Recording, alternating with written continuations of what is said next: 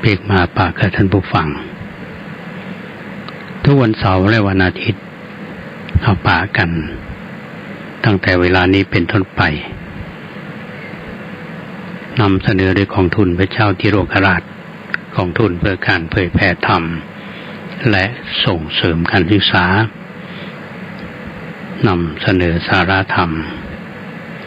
ซึ่งเป็นคำสอนในทางพระศาสนาแก่ท่านผู้ฟังเพื่อที่จะได้น้อมนำไปใช้ในชีวิตประจำวันต้องขออนุโมทนากับคุณครูบาอาจารย์พระสังฆาธิการทั้งหลายที่เมตตาฟังรายการร่มโพเข้าแล้วก็ญาติโยมที่ติดตามรับฟังรายการมาตั้งแต่หลายปีนะครับสิ่งที่ได้รับฟังจากรายการนี้ก็คิดว่าคงจะเป็นสาระแล้วก็น้อมนำไปประพฤติปฏิบัติการที่เราท่านทั้งหลายปะกันก็ถือว่าเป็นเรื่องโชคดีนะอาตมาภาพอยู่กับท่านผู้ฟังมาก็เป็นเวลาหลายปีรายการของเรานั้นก็อยู่กันมาตั้งแต่รายการที่เอาออกอากาศทางสถานีวิทยุทางอากาศแล้วก็มาออกอากาศทางคลื่นนี้ก็คิดว่าคงจะได้อยู่กับท่านผู้ฟังไปคิดว่าถ้าเป็นทีวีนี่จอบ่มืดเนาะคลื่นวิทยุบริการสาธารณะโดยเฉพาะคลื่นที่วัดวารามต่างๆที่ออกอากาศคือข่าวสารคือข้อมูลเกี่ยวกับธรรมะในระดับของพื้นฐานก็ดีระดับกลางก็ดีระดับสูงก็ดีซึ่งแต่ละท่านในฐานะที่เป็นผู้บรรยายหรือเป็นพระธรรมกถึกนั้นก็สื่อสารกับท่านผู้ฟังโดยมีสาระก็คือนำธรรมคำสอนขององค์สมเด็จพระสัมมาสัมพุทธเจ้าอย่างในระดับพื้นฐานในระดับสูงก็มีนะอันนี้เป็นเรื่องที่เราเข้าใจกันอยู่วันนี้มีเรื่องที่จะมาเล่าสู่ท่านทั้งหลายได้ฟังโดยเฉพาะอย่างยิ่งเรื่องราวที่อาตมาภาพนำมาเล่าก็คือท่านทั้งหลายฟังเมื่อสัปดาห์ก่อนก็ได้ทำตามที่ท่านผู้ฟังขอร้องมาหรืออยากฟังโดยเฉพาะเรื่องราวของท่านพระอานนท์ซึ่งเป็นพุทธอุปถากอาตมาก็เล่ามาจนจบและนิพพานไปละแต่ก็มีหลายท่านที่ได้โทรศัพท์มาอุจจาว่าน่าจะนำเสนอในประเด็นอื่นๆหรือว่าบทบาทของท่านที่ควรแก่การศึกษาอันนี้มาก็รับฟังแล้วก็ไปดูในหนังสือหลายๆเรื่องโดยเฉพาะอย่างยิ่งเรื่องราวในพุทธประวัติก็ดีเรื่องราวที่อยู่ในสูตรทั้งหลายก็ดีก็ล้วนแล้วแต่เป็นบทบาทของพระอานนท์อย่างที่เอาท่านทั้งหลายทราบบทบาทที่สำคัญที่ครูบาอาจารย์ทั้งหลายจะได้กล่าวกันว่าแม้แต่พระไตรปิฎกที่มีอยู่ทุกวันนี้เราต้องขอบคุณพระอานนท์อย่างอาตมาเน้นย้ำอยู่เสมอที่ขึ้นต้นว่าเอวัมเมสุตังเอกังสมัยอย่างเป็นต้นเนี่ยนะข้าพเจ้าได้สดับมาอย่างนี้ได้ฟังมาอย่างนี้ก็เป็นเรื่องที่พระอานนท์ได้ฟังจากพระพุทธเจ้าและก็นำมาวิสัชนาในคราวสังฆายนาครั้งที่1ท่านวิสัชนาเรื่องของพระสูตรและก็พระอภิธรรมพระไตรปิฎกมีพระสูตรต่างๆเนี่ยก็เป็นเรื่องที่พระอานนท์จำมาแล้วก็วิสัชนาคือกับพระสงฆ์ที่ประชุมกันในทำสังฆายนาครั้งนั้นแล้วก็ช่วงแรกๆนั้นจะมีการจ ก็เรียกว่ามุขปาฐะหลังๆมาจึงมีการจารึกเป็นภาษาเพราะฉะนั้นพระไตรปิฎกนี้จะมีภาษาอย่างเฮาก็มีภาษาไทยอักษรไทยเป็นภาษาบาลีนะอักษรพม่าอักษรตัวเมืองเนี่ยนะมันก็ไปสู่ภาษาในที่ศัพท์เพิ่นใช้ก็คือว่าใช้ตันติภาษาและปัจจุบันนี้พระไตรปิฎกที่เป็นฉบับภาษาอังกฤษก็มีนะก็มีแพร่หลายไปทั่วเพราะฉะนั้นก็เป็นโอกาสที่บรรดาท่านที่สนใจในเรื่องของหลักธรรมในทางพระพุทธศาสนาก็คือเรื่องของพระไตรปิฎกนะอันนี้ถ้าไม่มีพระอานนท์ก็บอกมีพระไตรปิฎกจะอย่างนั้นนะท่านผู้ฟังนะครับทีนี้อาตมาก็ลองไปดูในเนื้อหาในก็คงจะเป็นเรื่องของพุทธประวัติส่วนหนึ่งนะอย่างที่เราได้ศึกษากันมาทั้งในพระสูตรก็มีเหมือนกันแต่ในหนังสือต่างๆนี้ที่เพิ่นเล่าไว้นะว่าพระอานนท์นี้มีบทบาทสำคัญนะครับมีบทบาทสำคัญในฐานะที่เป็นพุทธอุปถากอย่างตอนที่พระองค์ท่านจะปรินิพพานเนี่ยใกล้ๆที่จะปรินิพพานมีผู้ที่จะถวายภัตตาหารอย่างเราจำกันได้ว่าตอนที่จะตรัสรู้ก็ได้เสวยพระกายอาหารจากนางสุชาดาได้บรรลุอนุตตรสัมมาสัมโพธิญาณและก่อนที่ปรินิพพานก็ได้ฉันบิณฑบาตของนายจุนทะเนี่ยอันนี้เป็นเรื่องที่หลายท่านก็ศึกษากันที่พระพุทธองค์เนี่ยท่านได้ตรัสถึงเรื่องนี้นะว่าในความปริวิตกของคนโดยเฉพาะอย่างยิ่งการฉันอาหารบิณฑบาตมื้อสุดท้ายเนี่ยที่แก่โยมผู้ถวายท่านผู้ฟังก็คงจะพอนึกออกเขาเคยได้ยินกันว่านายจุนทะเนี่ยท้าวจุนทะเป็นผู้ถวายอาหารประเภทหนึ่งเรียกว่าสุกรมัทวะความปริวิตกนี้ก็เกิดขึ้นแก่ผู้ถวายก็คือนายจุนทะพระองค์ก็ได้ตรัสกับพระอานนท์ว่าอานนท์เมื่อเรานิพพานแล้วเนี่ยอาจจะมีผู้กล่าวโทษจุนทะว่าอาหารที่เป็นพิษเนี่ยจนเป็นเหตุให้เราปรินิพพานหรือมิฉะนั้นจุนทะเนี่ยจะเกิดวิปฏิสารคือเดือดร้อนใจไปเองว่าเพราะเสวยสุกรมัทวะอันตนถวายแล้วเนี่ยตถาคตจึงนิพพานดูก่อนอานนท์บิณฑบาตที่มีอานิสงส์มากมีผลมากมีอยู่2คราวด้วยกันคือบิณฑบาตที่ตถาคตบริโภคแล้วเนี่ยตรัสรู้อนุตตรสัมมาสัมโพธิญาณหนึ่งบิณฑบาตที่ตถาคตบริโภคแล้วเนี่ยปรินิพพานแล้วด้วยอนุปาทิสีสานิพพานหนึ่งบิณฑบาต2คราวนี้มีผลเสมอกันคือมีอานิสงส์เสมอกันมีผลยิ่งใหญ่กว่ากันมีอานิสงส์ใหญ่กว่าบิณฑบาตอื่นๆครั้งแรกนั้นตถาคตซึ่งซึ่งกิเลสนิพพานก็คือดับกิเลสครั้งหลังนี้เราก็นิพพานด้วยขันธนิพพานคือดับขันธ์ที่ยังเหลืออยู่นี้ฉะนั้นกรรมที่จุนทะกรรมารบุตรเนี่ยสั่งสมไว้แล้วเนี่ยเป็นไปเพื่ออายุวรรณะสุขะยศสวรรค์และเป็นไปเพื่อความใหญ่ยิ่งอาหารของจุนทะเป็นอาหารมื้อสุดท้ายสำหรับเราอันนี้เป็นพระดำรัสของพระพุทธองค์นี่จะเห็นได้ชัดเจนเลยท่านผู้ฟังว่าพระองค์ท่านมองการไกลอยู่ว่าจะมี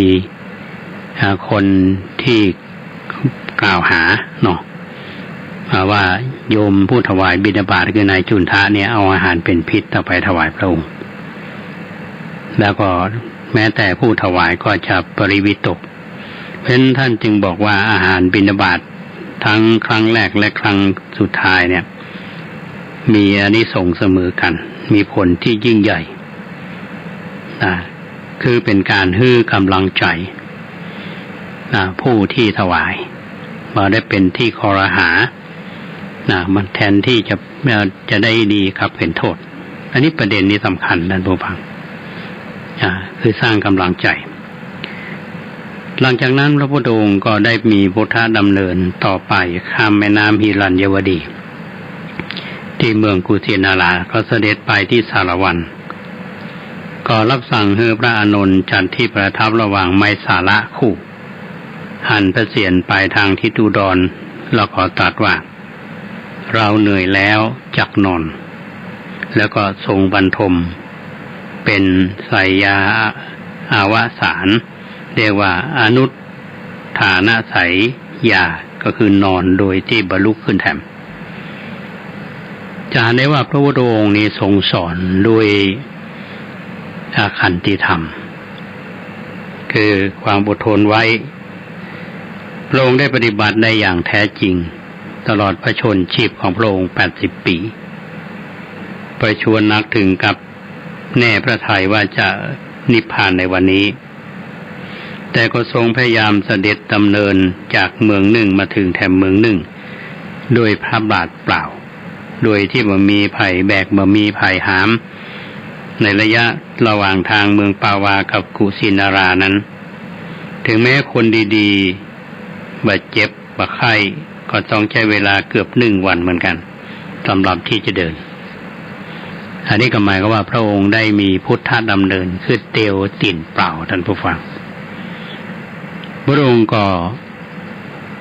เสด็จมาเมื่อเสด็จออกจากเวียงสาลีก็หันพระองค์ไปทอดพระเนตรเวียงเววาสาลีนี้เป็นเตื้อสุดท้ายขณะที่บรรทมอยู่แท่นปรินิพพานก็มีพระเถระองค์หนึ่งชื่อว่าอุปวาทะยืนถวายงานพัดอยู่เบื้องพระพักตร์พระพุทธองค์ก็ทรงมีรับสั่งให้พระอุปวานะเนหลีกไปก็คือยืนอยู่หน้าพระองค์แสดงพระองค์มีพระประสงค์ที่จะดูโลกก็หันโลกอยู่ในวาระที่สุดครั้งนั้นมีสาระคู่เพชรดอกบานสะพรั่งร่วงหล่นโปรยปลายลงอย่างพระสรีระของสถาคตเพื่อบูชาดอกมณฑารบจูลแห่งจันทร์อันเป็นทิพย์ก็ตกลงมาจากอากาศเพื่อบูชาตถาคตสังคีตอันเป็นทิพย์ก็บรรเลงไปในอากาศเพื่อบูชาพระพุทธองค์พระผู้มีพระภาคเจ้าท่านก็ตรัสกับพระอานนท์ว่าดูก่อนอานนท์ตถาคตจะได้ชื่อว่าบริษัทบูชานอบน้อมด้วยเครื่องสักการะประมาณเท่านี้ก็หาไม่ได้เพราะสิ่งเหล่านี้คืออามิสาบูชาอานนท์ส่วนผู้ใดบอกว่าจะเป็นภิกษุภิกษุณีอุบาสกอุบาสิกาที่ปฏิบัติธรรมสมควรแก่ธรรมประพฤติตามธรรมอยู่ผู้นั้นชื่อว่าได้สักการะเคารพและบูชาตถาคตโดยธรรมบูชาก็จึงเป็นบูชาอันยอดเยี่ยมในความจริงนั้นเวลานั้นเป็นเวลาที่พระองค์จะได้พักผ่อนแต่ก็กังวลความห่วงใยของพระอานนท์เนี่ยมีหลายประการเกี่ยวกับเรื่องที่จะต้องเป็นปัญหาขึ้นภายหลังนิพพานเพราะว่าเมื่อพระพุทธเจ้านิพพานแล้วนี่ไผบ่ฮู้หรือว่าอยากฮู้เรื่องอะไรอย่างก็ต้องมาถามพระอานนท์ก็จำเป็นที่พระอานนท์จะต้องทูลถามบางเรื่องบางราวไว้พระอานนท์ก็ทูลถามว่าพระองค์ผู้เจริญเมื่อก่อนนี้ออกพรรษาแล้วเนี่ยภิกษุทั้งหลายก็พากันเดินทางมาจากทิศานุทิศเพื่อเฝ้าพระองค์ฟังโอวาท จากพระองค์บัดนี้พระองค์จะปรินิพพานเสียแล้วภิกษุทั้งหลายจะพึงไปณที่ใดพระศาสดาท่านก็ตรัสว่าอานนท์สถานที่อันเป็นเหตุให้ระลึกถึงเราก็คือสังเวชนียสถานสี่อันมีสถานที่ตถาคตประสูติหนึ่งสถานที่ตถาคตตรัสรู้อนุตตรสัมมาสัมโพธิญาณหนึ่งสถานที่ตถาคตยังธรรมจักรให้เป็นไปหนึ่งสถานที่ตถาคตปรินิพพานสังชเวยสนิฐานสถานสี่แห่งนี้แหละจะเป็นที่ควรระลึกถึงของบริษัทสี่ผู้มีศรัทธาในพระศาสนาชนเราใดจาริกไปยังสถานที่เหล่านี้ด้วยจิตเลื่อมใสครั้นทำกาละจะเข้าถึงสุคติโลกสวรรค์เป็นแน่แท้พระอานนท์ทูลถามขึ้นแถมว่าข้าพระองค์จะปฏิบัติต่อพระสรีระของพระองค์อย่างไรพระศาสดาก็ตรัสทรงห้ามอย่าเลยอานนท์เธออย่าขวนขวายในเรื่องสรีระของเราเลยหน้าที่ของเธอก็คือคุ้มครองตนด้วยดีจงพยายามทำความเพียรเผาบาปให้เร่าร้อนอยู่ทุกอิริยาบถเถิดเรื่องสรีระของเราเป็นหน้าที่ของคฤหัสถ์ที่จะพึงทำกันกษัตริย์พราหมณ์กฤหบดีผู้เลื่อมใสในตถาคตมีอยู่ชนเหล่านั้นจะกระทำการบูชาสรีระของตถาคตเองพระเจ้าค่ะเรื่องนี้เป็นเรื่องของคฤหัสถ์ก็จริงอยู่แต่ถ้าข้าพระองค์จะพึงบอกอย่างไรอานนท์ชนทั้งหลายเมื่อที่จะปฏิบัติต่อสรีระแห่งพระเจ้าจักรพรรดิอย่างไรก็พึงปฏิบัติต่อสรีระของตถาคตอย่างนั้นเถิดทำอย่างไรเล่าพระเจ้าค่ะพระอานนท์ทรงตรัสว่าอานนท์คืออย่างนี้เขาจะพันสรีระแห่งจักรพรรดิด้วยผ้าใหม่แล้วซับด้วยสำลีแล้วพันด้วยผ้าใหม่ทำอย่างนี้ถึง500คู่หรือ500ชั้นแล้วก็นำไปวางรางเหล็กซึ่งเต็มไปด้วยน้ำมันแล้วก็ปิดครอบด้วยรางเหล็กเป็นฝาแล้วก็ทำจิตกาทานด้วยไม้หอมนานาชนิดแล้วถวายพระเพลิงเสร็จแล้วก็เชิญอัฐิธาตุแห่งพระเจ้าจักรพรรดินั้นไปบรรจุสถูปซึ่งสร้างไว้ณทางสี่แพร่งในสรีระแห่งตถาคตก็พึงทำเช่นเดียวกันทั้งนี้เพื่อผู้ที่ลืมใส่จักได้บูชาและเป็นประโยชน์สุขแก่เขาตลอดกาลนานอันนี้เป็นข้อแนะนำของพระองค์ท่านที่มีต่อพระอานนท์พระอานนท์ก็ถือว่าเป็นผู้ที่รอบคอบเพราะท่านเป็นพุทธอุปถากถ้าเกิดว่าใครว่าเข้าใจนี่มาถามพระอานนท์พระอานนท์ตอบมาได้อันนี้คือพรที่ท่านขอมาท่านจึงทำหน้าที่ตรงนี้จากนั้นพระพุทธองค์ก็ทรงแสดงเรื่องของถูปาระหะบุคคลสี่ก็คือบุคคลที่ควรแก่การสร้างสถูปไว้สี่จำพวก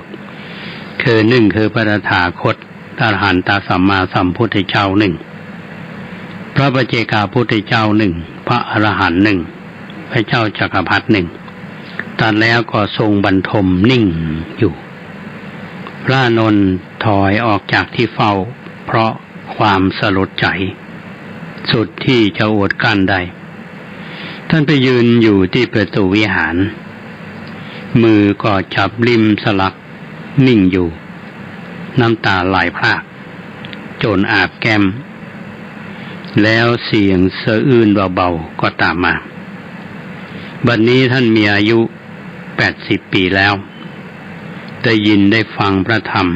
ได้อบรมจิตใจอยู่เสมอได้บรรลุธรรมขั้นต้นเป็นโสดาบันบุคคลถ้าบ่มีเรื่องสะเทือนใจอย่างแรงคงบาดเศร้าโศกปริเวทนาการ ถึงเพียงนี้ท่านสะอึกสะอื้นจนสั่นเทิมไปทั้งองค์ท่านสะเทือนใจและว้าเหวอย่างยิ่ง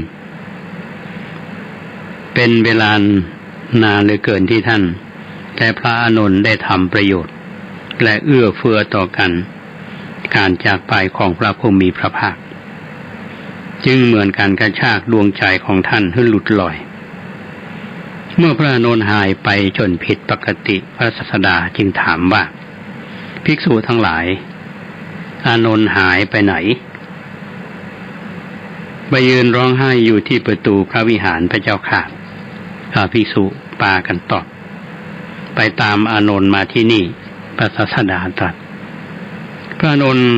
เข้าสู่ที่เฝ้าด้วยใบหน้าอย่างชุ่มด้วยน้ำตาพระศาสดาก็ตรัสปลอบใจว่าอานนท์อย่าคร่ำครวญนักเลยเราเคยบอกไว้แล้วมิใช่หรือว่าบุคคลย่อมพลัดพรากจากสิ่งที่ฮักที่พอใจเป็นธรรมดาในโลกนี้และโลกไหนๆก็ตามบ่มีอย่างยั่งยืนถาวรเลยสิ่งใดมีการเกิดย่อมมีการดับในที่สุด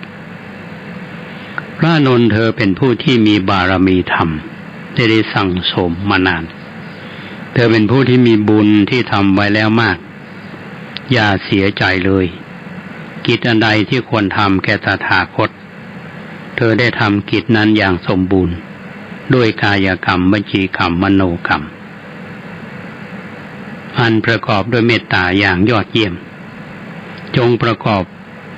ความเพียรเถิดเมื่อเราล่วงลับไปแล้วเธอจะต้องสำเร็จอรหันตผลเป็นพระอรหันต์ในบัดช้าตัดดังนี้แล้วจึงเรียกภิกษุทั้งหลายเข้ามาสู่ที่ใกล้แล้วทรงสรรเสริญพระอานนท์โดยอเนกปริยายตรัสว่าอานนท์เป็นบัณฑิตเป็นผู้รอบรู้และเป็นอุปถากเราตถาคตอย่างยอดเยี่ยมอรหันตสัมมาสัมพุทธเจ้าในอดีตและอนาคตซึ่งมีภิกษุผู้อุปถากนั้นๆก็บดีเกินไปกว่าพระอานนท์พระอานนท์เป็นผู้ที่มีดำเนินกิจด้วยปัญญารู้การบ่ควรหรือควรหรือบ่ควรรู้การที่เหมาะสมสำหรับผู้ที่มาเฝ้าว่าการนี้สำหรับกษัตริย์การนี้สำหรับพระราชมหาอำนาจการนี้สำหรับชนทั่วไปควรได้รับการยกย่องนาประการมีคุณธรรมน่าอัศจรรย์อยู่ที่ยังบ่เคยเห็นบ่เคยสนทนาก็อยากเห็นอยากสนทนาด้วยอยากฟังธรรมของอานนท์เมื่อฟังก็มีจิตใจเพลิดเพลินยินดีในธรรมที่พระอานนท์แสดงบ่อิ่มบ่เบื่อด้วยธรรมวารีรสภิกษุทั้งหลายอานนท์เป็นผู้ที่หาได้ยากผู้หนึ่งอานนท์เป็นผู้ที่มีความห่วงใยในพระศาสดาไม่มีที่สิ้นสุดก็กราบทูลว่าพระองค์ผู้เจริญพระองค์เป็นดุจจักรพรรดิในทางธรรมทรงเป็นธรรมราชาสูงกว่าราชาใดๆในพื้นพิภพนี้ข้าพระองค์เห็นว่าบ่ควรแก่พระองค์เลยที่จะปรินิพพานในเมืองกุสินาราอันเป็นเมืองเล็กเมืองน้อยขอพระองค์ไปปรินิพพานที่เมืองใหญ่เช่นว่าเมืองราชคฤห์สาวัตถีจำปาสาเกตโกสัมพีพาราณสีเถิดพระเจ้าค่ะในมหานครเหล่านั้นกษัตริย์พราหมณ์เศรษฐีคฤหบดีและทวยนครทุกชั้นที่เลื่อมใสพระองค์นั้นมีอยู่ก็จักไปทำมหาสักการะแก่สรีระของพระองค์เป็นโอฬารควรแก่พระสัมมาสัมพุทธเจ้าซึ่งเป็นอุดมบุรุษรัตน์ในโลกอานนท์เธออย่ากล่าวอย่างนั้นเลยชีวิตตถาคตเนี่ยเป็นชีวิตแบบอย่างตถาคตนิพพานไปแต่เพียงรูปเท่านั้นแต่เกียรติคุณของเราคงอยู่ต่อไป เราต้องการให้ชีวิตนี้งามทั้งในเบื้องต้นท่ามกลางและในที่สุดอานนท์เอ๋ยตถาคตอุบัติแล้วเพื่อประโยชน์สุขแห่งมหาชนเมื่ออุบัติมาอยู่ในโลกนี้เราเกิดแล้วในนามป่านามว่าลุมพินีได้ตรัสรู้อนุตตรสัมมาสัมโพธิญาณเราได้บรรลุแล้วในตำบลอุลุเวลาเสนานิคมแขวงราชคฤห์เมื่อตั้งอาณาจักรแห่งธรรมเป็นครั้งแรกได้สาวกเพียง5 คนเราก็ได้ตั้งใจลงแล้วณป่าอิสิปตนะมิคทายวานเขตเมืองพาราณสีครั้งนี้เป็นครั้งสุดท้ายเราก็ควรนิพพานในป่าเช่นเดียวกันอันหนึ่งในเมืองกุสินารานี้แม้บัดนี้จะเป็นเมืองน้อยแต่โบราณกาลกุสินาราเคยเป็นเมืองใหญ่มาแล้วเคยเป็นที่ประทับของพระเจ้าจักรพรรดินามว่าพระเจ้ามหาสุทัศนะนครนี้ชื่อว่ากุสาวดีเป็นราชธานีที่อุสมบูรณ์มั่งคั่งมีคนมากมีมนุษย์นิกรเกลื่อนกล่นพรั่งพร้อมไปด้วยธัญญาหารมีรมณียสถานที่บันเทิงจิตประดุจจะดังราชธานีของทิพยนครกุสาวดีราชธานีนั้นกึกก้องนฤนาถทั้งกลางวันและกลางคืนด้วยเสียง10 ประการมีเสียงโคจสารเสียงพาชีเสียงเพรีและรถตะพลเสียงพิณเสียงขับร้องเสียงกังสดานเสียงสังรวมทั้งสำเนียงประชาชนเรียกบริโภคอาหารด้วยความสำราญเบิกบานจิตพระมหาสุทัศนะองค์จักรพรรดิเล่าก็ทรงเป็นอิสราธิบดีในปฐพีมณฑลทรงชำนะปัจจามิตรโดยธรรมบ่ต้องใช้ทันและสัตราชนบทสงบราบคาบปราศจากโจรผู้ร้ายมารดายังบุตรนึกฟ้อนอยู่นอกอยู่บนอกด้วยความเพลิดเพลินประตูบ้านปราศจากริมสลักเป็นนครที่ลื่นลมร่มเย็นยิ่งนักสมเป็นราชธานีแห่งเจ้าจักรพรรดิอย่างแท้จริงอันหนึ่งอานนท์เมื่อมองมาทางธรรมเพื่อให้เกิดสังเวชสลดใจก็พอให้ได้คิดว่าสิ่งทั้งหลายทั้งปวงเนี่ยบ่ยั่งยืนทุกสิ่งทุกอย่างได้จุดสลายแล้วอานนท์จงดูเถิดพระเจ้าจักรพรรดิมหาทัศนะก็สิ้นพระชนม์ไปแล้วเมืองกุสาวดีก็เปลี่ยนเป็นกุสินาราแล้วประชาชนกุสาวดีก็ตายกันไปหมดแล้วนี่แหละไม่มีอะไรเที่ยงไม่มีอะไรยั่งยืนตถาคตเองก็จะนิพพานในไม่ช้าตัดต่อไปว่าอานนท์พระเจ้ามหาสุทัศนะในสมัยนั้นคือเราตถาคตในปัจจุบันเราย่อมรู้ถึงทอดทิ้งร่างกายอานนท์เราไม่เป็นสถานที่ใดในโลกไม่เห็นสถานที่ใดในโลกทั้งเทวโลกมารโลกพรหมโลกในหมู่สมณพราหมณ์พร้อมทั้งเทวดาและมนุษย์ที่ตถาคตจะทอดทิ้งร่างกายเป็นครั้งสุดท้ายนอกจากสถานที่นี้และพระผู้มีพระภาคก็รับสั่งให้อานนท์ไปแจ้งข่าวปรินิพพานแก่พระเจ้ามัลละว่าตถาคตเจ้านี่จักปรินิพพานในยามสุดท้ายแห่งราตรีเมื่อมัลละกษัตริย์ผู้ครองกุสินาราทราบข่าวต่างก็กำโสดโศกาดุลทุกโทมนัสทัพทีวีสยายเกษายกพาหาทั้งสองข้างขึ้นครวนคล่ำล้มกลิ้งเกลือกประหนึ่งบุคคลที่เท้าขาดลำพึงลำพันถึงพระบรมโลกนาถว่าพระโลกนาถด่วนปรินิพพานนักดวงตาของโลกดับลงแล้วประดุจสุริยาซึ่งคือความแสงสว่างดับวูบลงแล้วด้วยอาการโศกาดุลดังนี้มลกษัตริย์ตามพระอานนท์ไปเฝ้าพระศาสดาณสารวโนทยานอานนท์จัดให้เข้าเฝ้าเป็นตระกูลไปเสร็จสิ้นภายในยามแรกแห่งราตรีนั้นจากนั้นมลกษัตริย์ก็กลับสู่สันฐาน สันทาคารคืนนั้นมลกษัตริย์ประชุมกันสว่างไม่ได้บรรทมเลยนั่นเป็นการเล่าถึงบรรยากาศและเหตุการณ์ท่านผู้ฟังเพื่อที่จะมองเห็นว่าที่พระอานนท์เนี่ยพยายามที่จะกราบทูลพระองค์ว่าเมืองกุสินาราเนี่ยเป็นเมืองน้อยเมืองใหญ่ๆพระพุทธองค์ทำไมบ่ไปปรินิพพานพระองค์ก็บอกว่าทำไมก่อนเนี่ยเมืองนี้ยิ่งใหญ่เป็นถึงเราหูฟังคือความสำคัญกับเมืองกุสินาราแต่นี่พอเวลาผ่านไปนะท่านผู้ฟังก็เรียกว่าเป็นคืนที่เราเรียกว่าทุกคนนี่ก็จะต้องอยู่ในบรรยากาศของความเศร้าโศกเสียใจละวัน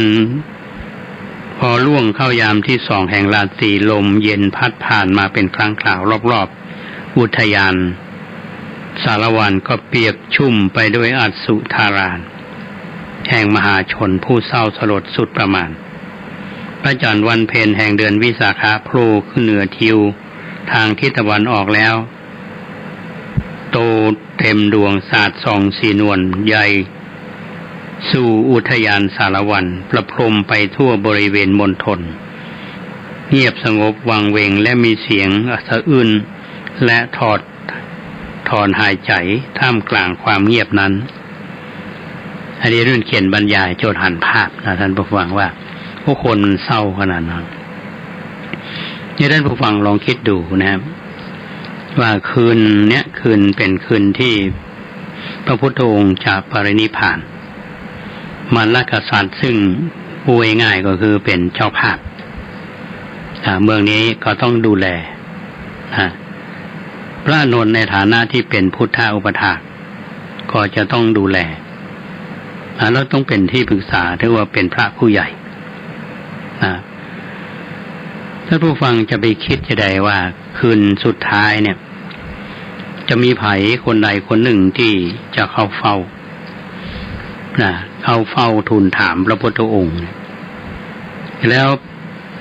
คนที่จะเฝ้าคนสุดท้ายเนี่ยจะมีโอกาสได้เป็นสาวกองค์สุดท้ายท่านผู้ฟังก็คงจะเดาออกก็เอาฮู้กันแล้วว่าสาวกองค์แรกของพระองค์ท่านก็คือท่านพระอัญญาโกณฑัญญะองค์สุดท้ายจะเป็นไผหลายท่านนึกออกแล้วอาตมาก็จะนำมาเล่าต่อว่าสาวกองค์สุดท้ายเนี่ยคือใครแล้วท่านมีวัตถุประสงค์จะใดและท่านเป็นไผที่จะมาเข้าเฝ้าในขณะที่พระพุทธองค์ท่านทรงประชวรหนักและพระอานนท์ในฐานะที่เป็นพุทธอุปถากเนี่ยท่านจะอนุญาตไหมหรือว่าจะต้องปิดกั้นจะใดอันนี้เป็นเรื่องที่เราจะต้องติดตามเพราะฉะนั้นวันนี้ที่อาตมาพยายามนำมาเล่าท่านทั้งหลายฟังเนี่ยว่าบทบาทเด่นของพระอานนท์เนี่ยช่วงที่จะปรินิพพานมันมีประเด็นอันหนึ่งที่ตะกี้เนี่ยท่านผู้ฟังที่ว่าพระอานนท์เนี่ยเป็นพระอริยบุคคลชั้นต้นหรอกเป็นพระโสดาบันแล้วก็ทำหน้าที่เป็นพระพุทธอุปถากที่ดีที่สุดแต่ว่าเป็นหนึ่งในจำนวนที่จะต้องไปวิสัชนาเข้าประชุมการทำสังฆายนาจากครั้งที่หนึ่งมีพระมหากัสสปะเป็นประธานมีพระอรหันต์จำนวน499ละที่นั่งไว้1ที่ก็เพื่อที่จะให้พระอานนท์แต่พระอานนท์นี่ยังไม่ได้เป็นพระอรหันต์และท่านจะได้มีโอกาสได้บรรลุหรือไม่ครับตอนนี้เราพักสักคำท่านผู้ฟังเนาะเดี๋ยวค่อยปิกมา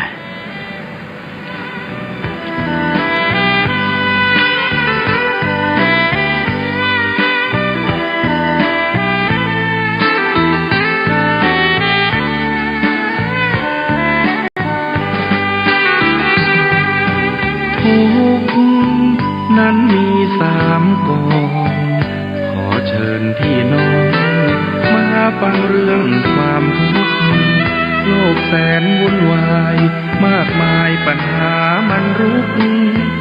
คนมีแต่ทุกข์ทวีทุกวี่ทุกวันทุกข์ทางกายและใจข้อหนึ่งฟังไว้เอาไปปรุงปรับแบ่งปันคำสอนมีมาทุกขเวทนาดื้อรั้นทุกหยาบเหนือฉันคือทุกขเวทนาข้อสองความทุกข์เรียกทุกขลักษณะทุกจริงจริงนะหรือทุกครั้งนั้นแหละนาสภาพไม่คงที่เปลี่ยนไปตลอดเวลาคิดไปคิดมากายารอท่าแต่ทุกข้อสามต่อไปเรียกว่าทุกข์ในอริยสัจเป็นทุกข์รูปนามกายใจทุกข์ในขันธ์ห้ายิ่งทุกข์หนึ่งทุกข์สองทุกข์สามทุกข์โอ้ทุกข์สามกอ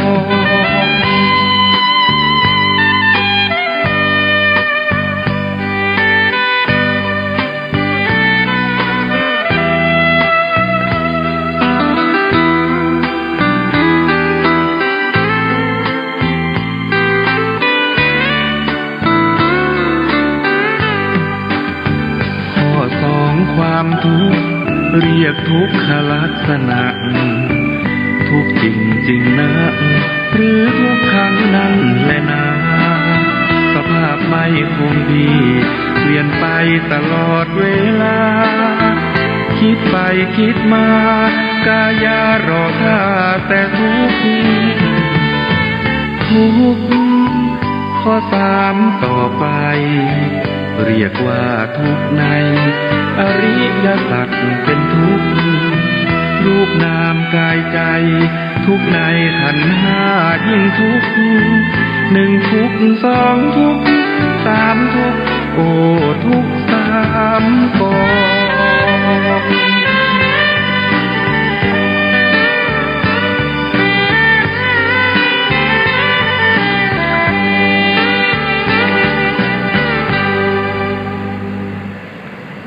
ท่านผู้ฟัง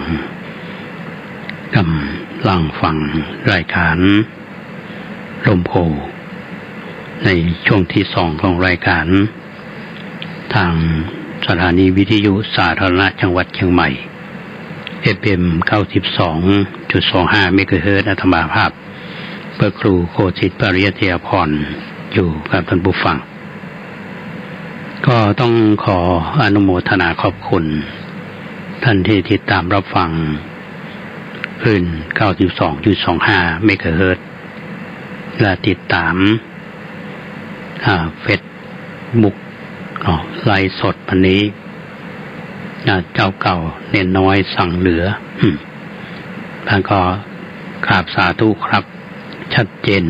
ทุกช่องและคุณสมานอุดมก็บอกกำลังรับชมเมื่อท่านผู้ฟังหลายท่านก็คงติดตามรับฟังทั้งที่ในประเทศและต่างประเทศก็ท่านทั้งหลายได้แจ้งผลกันรับฟังเนาะบางวันมีหลายท่านที่ติดตามรับฟังมากบางวันก็เสียงเบาลงไปก็พยายามแก้ไขอยู่นะก็ต้องคงปรับปรุงหลายอย่างอยู่บางทีเครื่องก็ดีใช้ได้แต่เสียงของคนอู้บางให้มีบางวันก็แหบอย่างวันนี้ก็น่าจะฟังได้พอสมควรวันนี้จะเอาเรื่องเป็นความรู้เนาะมาให้ท่านทั้งหลายได้ฟังหลังจากจบแล้วก็จะคงมีข่าวสารแจ้งข่าวให้ท่านทั้งหลายได้ฟังกันช่วงหลังๆเนี่ยอาตมาภาพจะนำเรื่องเกี่ยวกับเรื่องศาสนพิธีหรือเกี่ยวกับศาสนพิธีที่เราควรจะรับทราบแต่ว่าเหมือนกับเป็นย่าปากคอกท่านผู้ฟัง อย่างเราไปทำบุญที่วัดเนี้ยมันจะมีขันแก้วทั้งสามเนาะเราจะมีขันขอศีลมีขันน้ำตาลอย่างขันแก้วทั้งสามเนี่ยถ้าไปอูกับทางกรุงเทพนี่เขาบอกกำหูแต่ถ้าบ้านเฮาเนี่ยเราไปวัดเราจะหันขันจะเป็นสามเหลี่ยมเนี่ยถ้าทำดอกไม้เนี่ยก็เป็นถึงขันมันเป็นภาษาล้านนาเฮาคำว่าขันเนี่ยเราก็เป็นภาษาล้านนาเฮาก็ถือว่ามันเป็นศาสนาวัตถุเนาะเหมือนกับพานดอกไม้หรือว่าเป็นภาชนะเนี่ยสำหรับที่จะใส่สิ่งของมีดอกไม้ธูปเทียนพ่องก็ง่ายๆก็เป็นภาชนะบรรจุของที่ในแง่เรียกว่าความศักดิ์สิทธิ์ในวิธีคำเนี่ยยังเอาหันก็ว่าขันคอศีลเนาะขันน้ำตาลขันสุมาขันผูกมือนะครับทีนี้แก้วทั้งสามถ้าคนเฒ่าคนแก่เฮานี่ก็บ่มเป็นปัญหานะเขาแก้วในที่นี้หมายถึงอย่างทั้งสามก็หมายถึงว่าแก้วสามประการก็คือพระรัตนตรัยได้แก่พระพุทธเจ้าพระธรรมเจ้าพระสังฆเจ้าหรือที่เฮาว่าพุทธรัตนะรัตนะคือพระพุทธเจ้าธรรมรัตนะรัตนะคือพระธรรมสังฆรัตนะรัตนะคือพระสงฆ์เพราะฉะนั้นขันแก้วทั้งสามนี้จะส่วนใหญ่เนี่ยก็มีทุกขนาดแต่ว่าพอดีเนาะพอใช้งานได้มันเป็นพิธีการเขาจะเห็นได้ว่าเป็นจะแบ่งดอกไม้ออกเป็นสามส่วนนะครับจะมีขันแก้วทั้งสามในวิหารทุกวัดนะมันทรงแบบล้านนาแล้วแต่บางแห่งก็เป็นออกแบบงามเนาะอาจจะลงรักปิดทองเขียนลายรดน้ำขันแก้วทั้งสามอันนี้มีหลายรูปแบบบางแห่งก็ทรงสูงทรงต่ำก็มีปากกลมก็มีเป็นปากสามเหลี่ยมก็มีเขาคิดว่าสมัยก่อนนี้บอกมีแก้วทั้งสามขันแก้วทั้งสามแต่เวลาเราไปวัดกันก็บางแห่งนี้บนเก่าดอกไม้ธูปเทียนเนี่ยบูชาเอาไปวางไว้ที่หน้าพระเจ้าพ่องหรือคนมาทำบุญพร้อมๆกันในวันสำคัญก็ดอกไม้ธูปเทียนวางกันเป็นระยะดูก็บ่เป็นระเบียบเท่าไหร่คนก็หาวิธีการแก้ไขก็ใจภาชนะสามใบสำหรับบูชาพระพุทธเจ้าหนึ่งสำหรับบูชาพระธรรมหนึ่งแล้วก็สำหรับบูชาพระสงฆ์หนึ่งเพราะฉะนั้นดอกไม้ธูปเทียนเนี่ยถ้าบ่เป็นระเบียบเนี่ยมันก็ดูค่อยดีเท่าไหร่เพราะฉะนั้นปัจจุบันนี้เราจะหันกันอยู่วัดต่างๆเนี่ยจะมีขันแก้วทั้งสามขันแก้วทั้งสามทีนี้แห่มาหนึ่งเนี่ยท่านผู้ฟังเครื่องสักการะบูชาคนล้านนาเฮาเนี่ยอาจจะมีคำถามว่าเป็นจะใดถึงใจเข้าตอกดอกไม้ธูปเทียนเป็นเครื่องสักการะบูชาก็หมายความว่าพระรัตนตรัยการบูชาเนี่ยเฮาฮู้ว่ามีอยู่สองอย่างเนาะอย่างอามิสบูชาก็บูชาด้วยสิ่งของระปฏิบูชาด้วยการปฏิบัติที่เฮาว่าบูชาด้วยเข้าตอกดอกไม้ลำเตียนอย่างตะเกียที่อาตมาอู้ไปในรายการเรื่องการที่พระพุทธเจ้าได้ตรัสกับพระอานนท์เรื่องอามิสบูชาเรื่องปฏิบูชาเนี่ยเขาจะหันอันหนึ่งที่เขาจะได้ยินกันเวลาเขาสวดมันมีในมงคลสูตรเนี่ยไปดูกันว่าปูชาจะปูชานิยานังเอตัมมังคลมุตตมังคือการบูชาบุคคลที่คนบูชาเนี่ยเป็นมงคลอันสูงสุดเนาะเพราะฉะนั้น เป็นความชาญฉลาดของคนขออภัยยังเปิ้นเอาเข้าตอกบูชาพระพุทธเจ้ามันมีความหมายในผู้ฟังคือเวลาคั่วเนี่ยมันแตกออกมาเนาะกระจายเหมือนกับพระปัญญาคุณของพระพุทธเจ้าก็หมายความว่ายิ่งใหญ่แตกมากต่อใดบ่มีวันที่สิ้นสุดเนาะ สีขาวเนี่ยเขาตอกในสีขาวก็หมายถึงความบริสุทธิ์เพื่อพระบริสุทธิ์ที่คุณของพระพุทธเจ้านะปัจจุบันนี้มันมีทูบเข้ามาเนาะก็มีทูบมีเขาตอกเตียนก็เช่นเดียวกันเนี่ยที่เขาใช้กันเตียนก็หมายถึงถ้าจะหมายถึงความพอจุดแล้วมันก็เป็นแสงสว่างแสงสว่างแห่งพระธรรมแสงแห่งปัญญานี่มันจุดคือพอมีปัญญามันแสงสว่างเกิดขึ้นเนาะมันแสงแห่งปัญญาอย่างดอกไม้นี่เป็นแทนบูชาพระสงฆ์นะดอกไม้มันก็มีหลากสีหลากสีพระสงฆ์ก็มีหลากหลายมาจากหลายชั้นนั่นนะแต่อย่างที่มาอยู่ในกรอบอันดีงามมันในศีลธรรมมันก็งดงามด้วยกรอบของพระธรรมวินัยนะพระสงฆ์เราเพราะฉะนั้นพี่น้องท่านสาธุชนทุกท่านอย่างคนโบราณอาจารย์เนี่ยเพิ่นคิดในอย่างเนี้ยนะมันมีคำสอนแฝงอยู่นะเพราะฉะนั้นขันแก้วทั้งสามก็หมายถึงจะได้นะทำไมต้องมีนะการมีข้าวตอกดอกไม้ธูปเทียนบูชาเป็นเครื่องบูชาอย่างหนึ่งมันสื่อความหมายอย่างที่ได้ว่าไปอันนี้ก็อู้สู่กับท่านทั้งหลายได้ฟังกันนะสำหรับวันนี้ท่านผู้ฟังก็คงจะได้นำข่าวเนาะความญาติโยมเอาแจ้งข่าวอย่างวันนี้นะหลังจากที่อาตมาภาพจบรายการแล้วนี้จะไปฉลองสถาเจ้าภาพเปิ้นทั้งโสบำเพ็ญกุศลคุณพรพิมลบุญดมเนี่ยก็เป็นศรัทธาวัดป่าแดงเอาเนี่ยนะครับก็ได้ถึงแก่กรรมไปก็ตั้งศพบำเพ็ญกุศลมาได้2 คืนละ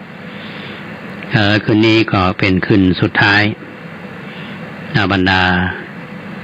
ลูกหลานญาติพี่น้องก็ตั้งศพบำเพ็ญกุศลที่ศาลาบำเพ็ญกุศลวัดป่าแดงเอาเนี่ยเที่ยงคืนคืนนี้เนาะอาตมาภาพก็คงจะได้ไปเทศธรรมแล้วก็มีสวดพระอภิธรรมแล้ววันพรุ่งนี้ก็ช่วงประมาณสัก10 โมงนี่ก็จะมีการประกอบพิธีเจริญพุทธมนต์แล้วก็อุทิศส่วนกุศลคือผู้วายชนเมื่อเสร็จแล้วบ่ายๆก็จะได้เคลื่อนศพไปชาปนกิจที่สุสานลิง5เขาก็ได้สูญเสียโยมพรพิมลไปยังมีชีวิตอยู่เนี่ยเพิ่นก็มาทำบุญที่วัดเฮาญาติพี่น้องในตระกูลอุดมเนี่ยก็มากินมาตานวัดเฮาถึงแม้ว่าจะแยกย้ายไปที่อื่นที่ไกลเวลามีการมีงานเพิ่นก็มาทำบุญเราอุปถัมภ์วัดว่าเพราะฉะนั้นก็นำศพมาตั้งบำเพ็ญกุศลวัดเฮาก็ดูแลอำนวยความสะดวกเพราะว่าพระสงฆ์องค์เนนเฮาตลอดถึงคณะกรรมการวัดที่เฮาได้สูญเสียท่านไปแล้วเขาก็ช่วยกันนะอันนี้ก็เป็นการสูญเสียไปทำท่านหนึ่งแล้วเมื่อตะวันนี้ได้ทราบข่าวจากคุณครูพรทิพย์ผู้อภิสิทธิ์หรือที่รู้จักครูโกเนาะเป็นผู้ที่มีอัธยาศัยดีนะเป็นครูสอนอยู่โรงเรียนบ้านจึงดอยเขาเนี่ยและที่สำคัญนั่นก็คือมาชอบทำบุญชอบกินชอบทานอุปถัมภ์พระสงฆ์องค์เนนวัดไหนมีการมีงานก็ไปวัดป่าแดงเฮานี่ก็เช่นเดียวกันเป็นขอมาทำบุญอยู่ประจำวันนี้ธรรมาภาพก็เลยไปร่วมทำบุญศพแม่ของครูพรทิพย์หรือครูโกนะครับแม่คำบาง ใจแดงที่บ้านกูคำอำเภอทันปะตองขอไปโฮมทำบุญมาช่วงก่อนเพลแล้วก็เพิ่นก็จะตั้งศพบำเพ็ญกุศลไปจนถึงปุ้นนะวันที่16เนี่ยเป็นคืนสุดท้าย17นี่ก็ชาปนกิจศพเพราะฉะนั้นท่านใดที่รู้จักคุณแม่คำบางใจแดงซึ่งเป็นคุณแม่ของครูพรทิพย์หรือครูโกผู้อภิสิทธิ์เนาะก็ตักแล้วก็ไปร่วมทำบุญกันหรือว่าจะไปร่วมพิธีในวันสุดท้ายในวันที่17ก็ได้ก็ถือเป็นวันพระก็ขอแสดงความเสียใจนะที่เราได้สูญเสียโยมติวปถากุปถัมภ์วัดป่าศาสนาของเราไปเราขอให้ดวงวิญญาณทั้งสองท่านนี้ไปสู่สุคติช่วงเวลาที่เหลืออยู่นี้ท่านผู้ฟังก็แจ้งข่าวเนาะงานพัฒนาวัดประแดงเฮาก็มีโยมถามว่าบูรณะบันไดนาคเสร็จหรือยังอาตมาก็บอกว่าบันไดนาคเนี่ยเสร็จไปเรียบร้อยแล้วแล้วก็มีการส่งมอบงานกันเป็นที่เรียบร้อยเมื่อวันที่25ธันวาคมที่ผ่านมาและขณะนี้การสร้างกำแพงก็ได้ดำเนินงานมาตั้งแต่วันที่14ตุลาตอนนี้ก็กำลังทำอยู่ช่วงแรกนี้เสร็จไปละอย่างค้างการติดตั้งไฟไฟประดับช่างกำลังเดินท่อสายไฟอยู่นะแล้วช่วงที่2นี้ตอนนี้ก็ไปถึงข้างป้ายวัดละแล้วช่างเพิ่งกำลังทำข้างบันไดนาคเขาก็คิดว่าบันไดนาคเรียบร้อยเป็นสง่าแล้วก็กำแพงก็คงจะเสร็จภายในเดือนมกราคมต้องขออนุโมทนาญาติโยมที่ร่วมบุญเป็นเจ้าภาพวันก่อนวันที่11เดือนมกราคมนี้ไปทำบุญขึ้นบ้านใหม่ก็เลยว่าบ้านสวนหอพักพระโลสิน3เนาะของคุณชายคุณปริศนาพระโลสินทั้งสองท่านนี่ก็เป็นผู้ใจบุญสุนทานเป็นผู้อุปถัมภ์วัดประแดงเขาตลอดมาบำรุงพระเจ้าประสงค์แล้วก็เป็นกัลยาณมิตรที่มีคุณโยมพวงประกาจีน่าทองพร้อมกับลูกหลานก็ได้แจ้งความจำนงผ่านคุณปริศนาพระโลสินว่าจะรับเป็นเจ้าภาพกำแพง1ช่องแล้วเพิ่นก็นำปัจจัยไปถวายอาตมาภาพวันทำบุญหอพักทำบุญบ้านใหม่นะทำบุญบ้านใหม่วันนั้นเป็นเงินจำนวน 20,000 บาทพร้อมนั้นก็มีผู้ร่วมทำบุญมาแถม2ท่านจำชื่อไปได้วันพรุ่งนี้จะนำมาอนุโมทนาเป็นบุญเป็นกุศลต้องขออนุโมทนาคุณโยมพวงประกาศจีน่าทองพร้อมลูกหลานมาณโอกาสนี้ที่ร่วมเป็นเจ้าภาพในการสร้างบันไดนาควัดประแดงเขาหลายท่านก็แจ้งความจำนงเอาไว้ว่าจะเป็นเจ้าภาพก็กำลังทยอยมาหรือว่าท่านใดที่จะร่วมบุญกันตามกำลังศรัทธาเนาะก็ใกล้ความจริงมานักแก่ละก็คงจะสิ้นเดือนถ้าถามว่าจะทำมาอย่างต่อก็มีกัลยาณมิตรกันเนี่ยเพื่อนสารามิกอยู่เมืองเปล่าท่านพระครู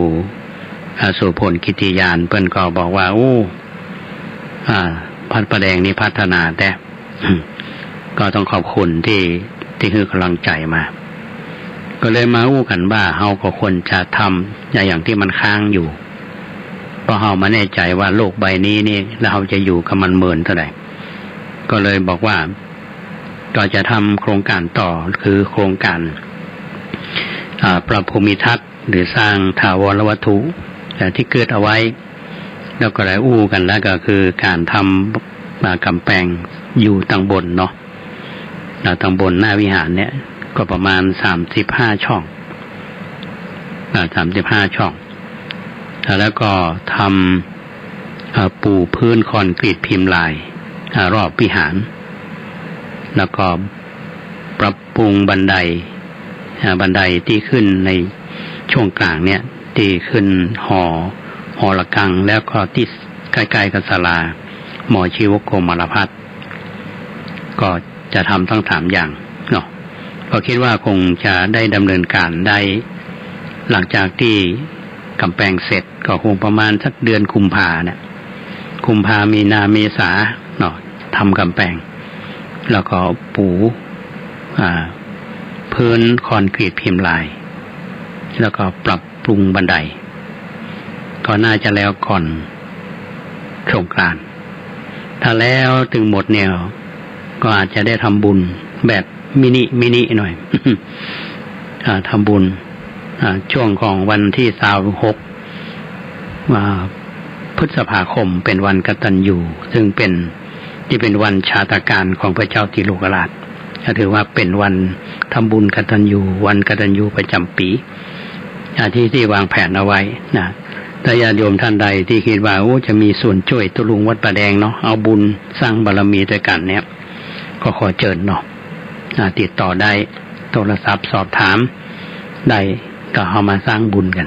ในเมื่อยังมีลมหายใจเนาะก็ช่วยกันก็โทรศัพท์มาได้ที่หมายเลข0818815690 0818815690วันนี้พอเวลาแล้วก็ไล่หลังมาติ๊กๆท่านผู้ฟังก็คิดว่าพอสมควรกับเวลารายการร่มโพวันนี้ก็มาถึงช่วงสุดท้ายรายการต้องขอบคุณ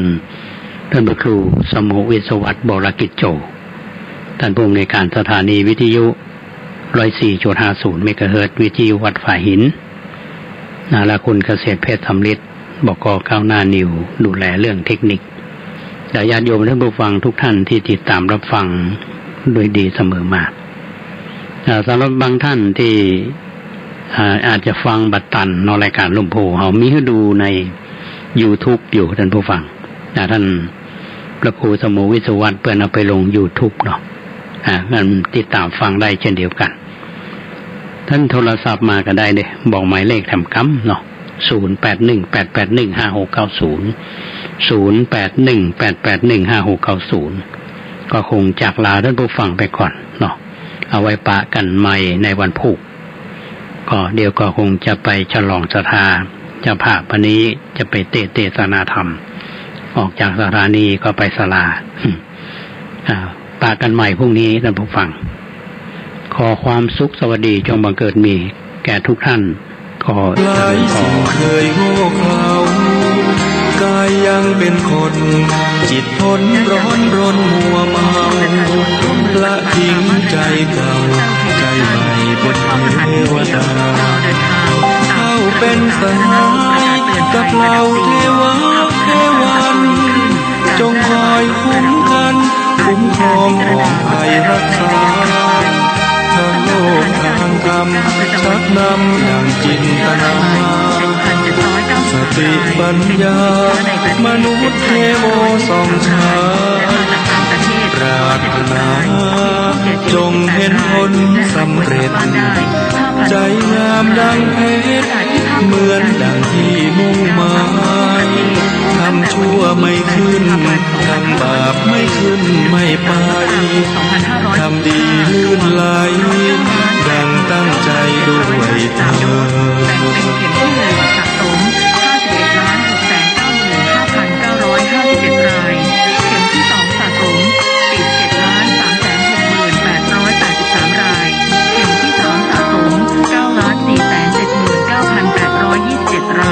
และเข็มที่4สะสม 953,086 รายส่วนการจัดตั้ง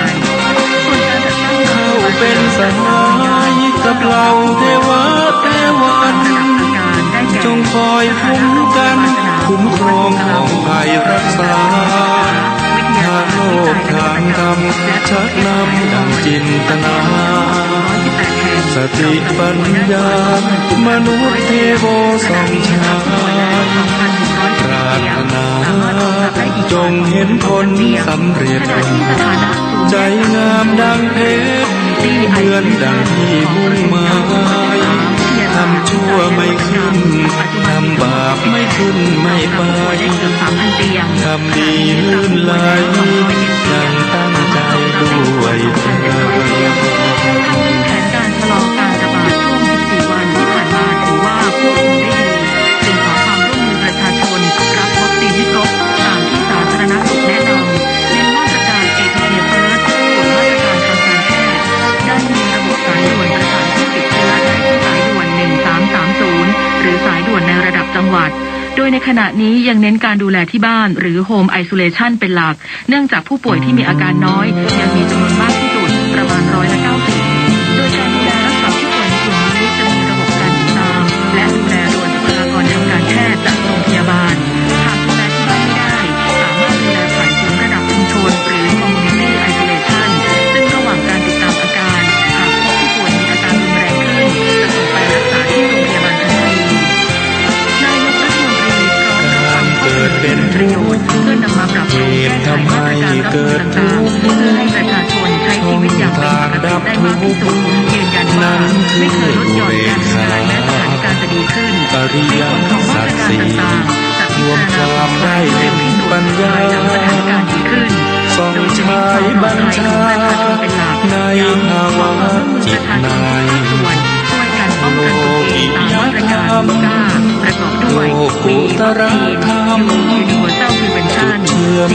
โควิด -19 เจริญสมาธิใจ เพื่อป้องกันตัวเองและเป็น โอ การ ต ป้อง ระ กันการแพร่ ภู ระบาด ยานเที่ยวชาญมั่นคงสดใสปัดจับตั้งใช้อธิบายถ่ายทอดให้เห็นโอตระภูยานสิ่งที่พระองค์ทรงรู้แต่ไอสไตล์ไม่รู้เหมือนมองไม่เป็นวิทยาศาสตร์ไม่อาจพิสูจน์ประเด็นพระองค์ทรงเห็นเพราะอยู่ในยานชั้นสูงรู้แจ้งแจ่มชัดการเปลี่ยนแปลงยิ่งนักกฎพระไตรลักษณ์ชักนำใจปรับปรุงกายนอกกายในแยกได้ปัญญาจะรุ่งมัคคยานเรื่องรู้เข้าเขตโสดาบันและ2สามารถลงทุนได้เลยนะคะในช่วงเวลา 14 นาฬิกาเป็นต้นไปเพื่อลดความแออัดโดยประชาชนเปิดเผยหลังเข้ารับการฉีดกระตุ้นเข็มที่ 3 ว่าขอนอบน้อมบูชาสักการะองค์พุทธศาสนาปีชาฉานจอมเมธีเรืองเดชวิเศษญาณประกอบการกรุณาประชากรขอนอบน้อมพระธรรมที่ดำรัสแสดงอัตโอวาทประกาศสอนอันเกื้อกูลรักษาผู้อาทรให้กับตัวเราด้วยไม่ต้องกลัวเพราะว่ามันไม่ได้มีผลข้างเคียงกับทุกคนขอนอบน้อมพระสงฆ์ทรงสีขาจริยาล้ำเลิศประเสริฐสูงอักษาศาสตร์พุทธาเป็นนาบุญช่วยคำจุนนำพาประชาชนโดยเดชานุภาพพระไตรรัตน์เป็นรุชาศาสนาสถาผลขอจุงละความชั่วทั่วทุกคนประกอบตนเสริมสร้างแต่ทางดีขอจงมีใจสงบเร่งแก้ปัญหาต้นทุนอาหารสัตว์ปัจจัยหนึ่งที่มีผลต่อราคาเนื้อหมูเสนอแนวทางสูตรอาหารลดต้นทุนขอให้เลี้ยงในระบบความปลอดภัยทางชีวภาพพร้อมดูแลผู้เลี้ยงหมูรายย่อย10 นิ้วกราบแนบไตรไวสาปารมีธรรมกรมปศุสัตว์กล่าวว่าหลังการประชุมหารือกับนายกรัฐมนตรีเพื่อแก้ปัญหาโรคระบาดในหมูนายกรัฐมนตรีได้มอบหมายให้กรมปศุสัตว์เร่งแก้ปัญหาในประเด็นเนื้อหมูราคาแพงที่มาจากหลายปัจจัยโดยส่วนหนึ่งเกิดจากต้นทุนที่มีผลมาจากอาหารสัตว์ที่ปรับราคาเพิ่มขึ้นซึ่งสั่งการให้สำนักพัฒนาอาหารสัตว์เร่งศึกษาหาแนวทางในการผลิตอาหารสัตว์ที่ลดต้นทุนได้เพื่อช่วยเหลือผู้เลี้ยงหมูรายย่อยและรายเล็กทั้งนี้การเลี้ยงหมูของเกษตรกรที่ต้องซื้อลูกหมูมาเลี้ยงมีต้นทุนการผลิตเฉลี่ยในปี 2564 กิโลกรัมละ78 บาท 40 สตางค์จากเพิ่มขึ้นจากปี 2563 ร้อยละ 14 โดยการเลี้ยงจนกระทั่งได้น้ำหนักตามที่ตลาดต้อง การมีต้นทุนค่าอาหารสัตว์รวมประมาณ70%ซึ่งที่ผ่านมาต้นทุนค่าอาหารสัตว์ในช่วงหมูขุนปรับเพิ่มขึ้น8%และต้นทุนค่าพันธุ์หมูปรับขึ้นกว่า20%เนื่องจากวัตถุดิบอาหารสัตว์สำคัญเช่นข้าวโพดเลี้ยงสัตว์และกากถั่วเหลืองที่นำเข้าปรับราคาเพิ่มขึ้นเป็นรายเดือนทั้งนี้ประเทศไทยจำเป็นต้องนำเข้าวัตถุดิบอาหารสัตว์ทุกปีเนื่องจากมีการผลิตปศุสัตว์ที่ขยายตัววัตถุดิบอาหารสัตว์ที่ผลิตได้ภายในประเทศไม่เพียงพอซึ่งการนำเข้าวัตถุดิบอาหารสัตว์เสียภาษีในอัตราที่แตกต่างกันขึ้นอยู่กับแหล่งนำเข้าอธิบดีกรมปศุสัตว์กล่าวเพิ่มเติมว่ากรมปศุสัตว์พร้อมสนับสนุนเกษตรกรผู้เลี้ยงหมูทุกขนาดการเลี้ยงสามารถนำหมูเข้าเลี้ยงในฟาร์มได้โดยต้องผ่านการประเมินความเสี่ยงระดับฟาร์มปรับปรุงฟาร์มให้มีระบบการเลี้ยงที่มีความปลอดภัยทางชีวภาพซึ่งสามารถป้องกันโรคอะฮิวาแอฟริกาในหมูหรือ ASF และโรคระบาดอื่นๆได้ปฏิบัติตามคำแนะนำของเจ้าหน้าที่ปศุสัตว์เพื่อป้องกันความเสี่ยงและความเสียหายจากโรคระบาดเนื่องจากปัจจุบันโรค ASF ในหมูยังไม่มีวัคซีนและยารักษาที่จำเพาะอดีตนาถขวัญแสนสุขรายงานกระทรวงพาณิชย์อนุมัติเงินส่วนต่างประกันรายได้ข้าวงวดที่14โดยจ่ายส่วนต่างลดลงหลังราคาข้าวขยับขึ้นต่อเนื่องนางมรรลิกาบุญมีตระกูลมหาสุขที่ปรึกษารัฐมนตรีว่าการกระทรวงพาณิชย์เปิดเผยว่าคณะอนุกรรมการกำกับดูแลและกำหนดเกณฑ์กลางอ้างอิงโครงการประกันรายได้เกษตรกรผู้ปลูกข้าวได้อนุมัติราคาอ้างอิงและการชดเชยส่วนต่างราคาตามโครงการประกันรายได้เกษตรกรผู้ปลูกข้าวปี 2564-65 รอบที่1งวดที่14โดยมีมติจ่ายเงินส่วนต่างให้กับเกษตรกรที่ขึ้นทะเบียนเกษตรกรผู้ปลูกข้าวปีการผลิต 2564-65 ที่ระบุวันที่คาดว่าจะเก็บเกี่ยวตั้งแต่วันที่ 7 ถึง 13 มกราคม 2565 จำนวน 5 ชนิดได้แก่ข้าวเปลือกหอมมะลิชดเชยตันละ3,477 บาท 40 สตางค์ข้าวเปลือกหอมมะลินอกพื้นที่ชดเชยตันละ 3,006 บาท 28 สตางค์ข้าวเปลือกหอมปทุมธานีชดเชยตันละ 940 บาท 17 สตางค์ข้าวเปลือกเจ้าชดเชยตันละ 1,652 บาท 37 สตางค์และข้าวเปลือกเหนียวชดเชยตันละ 1,548 บาท 15 สตางค์ทั้งนี้การชดเชยส่วนต่างลดลงจากงวดก่อนหลังราคาข้าวขยับขึ้นต่อเนื่องอย่างไรก็ตามเกษตรกรจะได้รับเงินส่วนต่างสำหรับงวดที่14สูงสุดได้แก่ข้าวเปลือกหอมมะลิ 48,883 บาท 60 สตางค์ข้าวเปลือกหอมมะลินอกพื้นที่ 48,100 บาท 28 สตางค์ข้าวเปลือกหอมปทุมธานี 23,504 บาท 25 สตางค์ข้าวเปลือกเจ้า 49,571 บาท 10 สตางค์และข้าวเปลือกเหนียว 24,770 บาท 40 สตางค์โดยธนาคารเพื่อการเกษตรและสหกรณ์การเกษตรหรือธกส.จะโอนเงินเข้าไปยังบัญชีของเกษตรกรโดยตรงภายใน3 วันทำการหลังจากที่ได้มีการประกาศราคาเกณฑ์กลางซึ่งจะดำเนินการในสัปดาห์หน้านี้เอกวิน กากนิษฐ์รายงานนายกรัฐมนตรีพอใจแนวโน้มนักศึกษาเลือกเรียนสาขาเกี่ยวเนื่อง10 อุตสาหกรรมเป้าหมายเพิ่มหลังกยศ.มีโครงการลดเงินต้นและดอกเบี้ย30%ถึง 50%นางสาวไตรสุรีไตรสรณกุลรองโฆษกประจำสำนักนายกรัฐมนตรีกล่าวว่า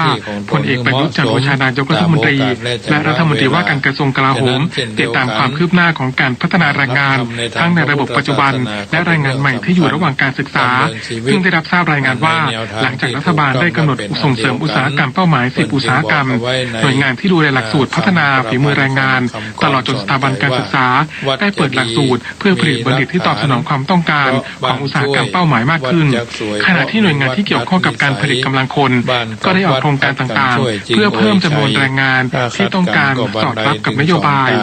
โดยในส่วนของกองทุนกู้ยืมเพื่อการศึกษาหรือกยศ.